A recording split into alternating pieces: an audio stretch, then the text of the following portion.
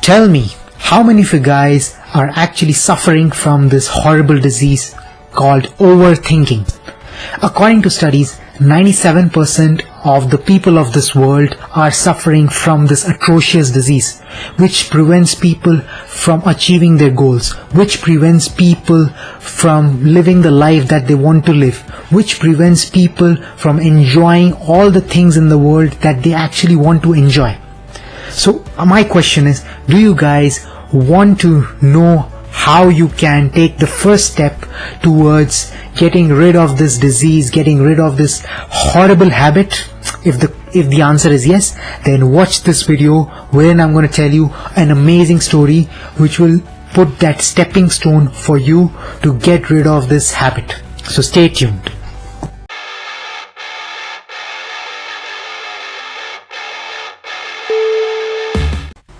Harry Houdini was one of the most famous illusionists in the entire USA.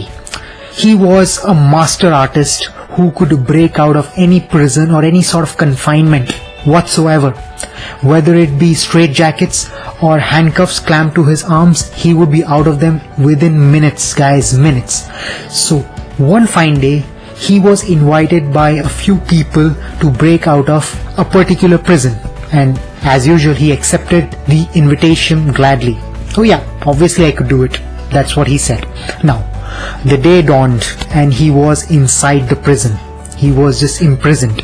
And the moment the bars of the prison were slid aside, he took out a metal rod from his t-shirt and he smiled. And then he began working on the lock of the bars. And he began working on it. 10 minutes passed. Nothing happened. 20 minutes passed and he kept on working and working. Nothing happened. It just didn't open. Now he was confused. He was like, there's something wrong with this prison door, the prison bar basically. And nevertheless he continued. He worked and worked. Half an hour passed. Nothing at all. All his efforts were in vain.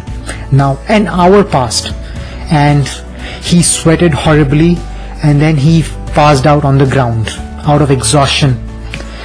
Now a very interesting thing came up. The bars were never locked in the first place. They were not locked. He could have easily just slid them aside and walked away. But the prison bars were locked indeed, yes. You know how they were locked? They were locked inside his mind, inside his head. He believed that the prison bars were locked.